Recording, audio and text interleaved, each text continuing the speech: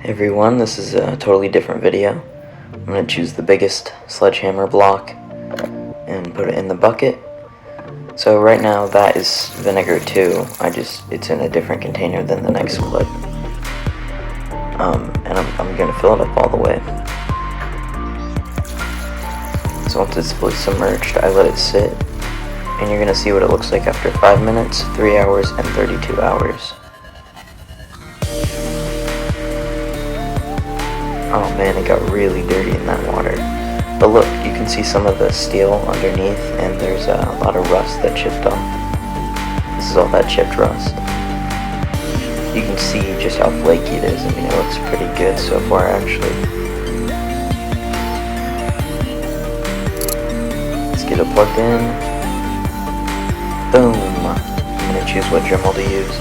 They're both the same, except the smaller one's an attachment for more finer pieces, like working on small jewelry and making it lighter for handheld long-term use if you're using it 3 hours at a time. I chose the sanding attachment.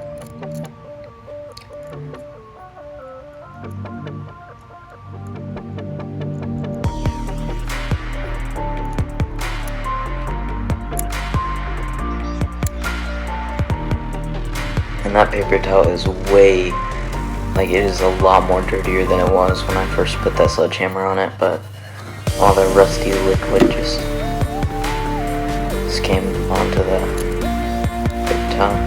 Getting out my knife so we can cut a tray to put underneath it so it's not destroying my rack or the paint that's on it.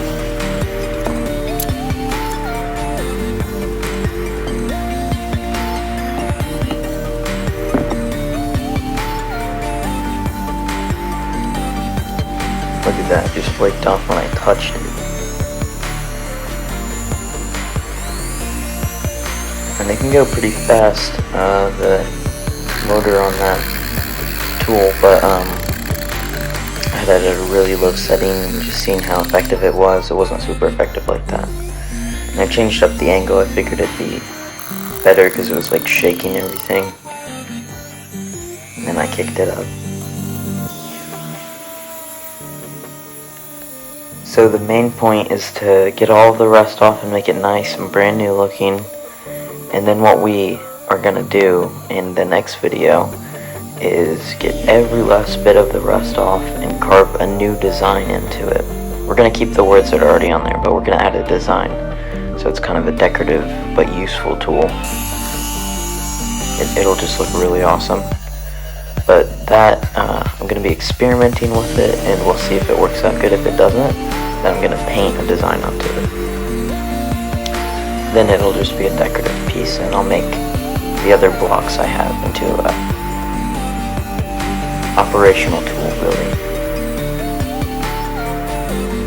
As you can see, it's just totally taking all of the rust off with ease. This is time-lapse, but it is just kicking it so quick. It's taking all of it off.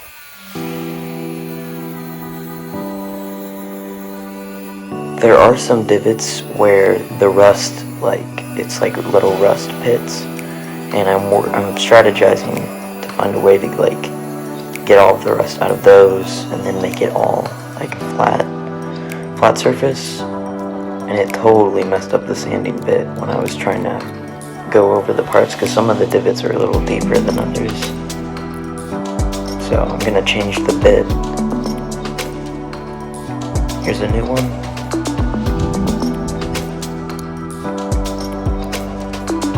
I actually found this sledgehammer block at a old farm, and it was given to me, and so I'm doing a restoration for it. So I hope you guys enjoyed, and stay tuned for part 2. Thank you.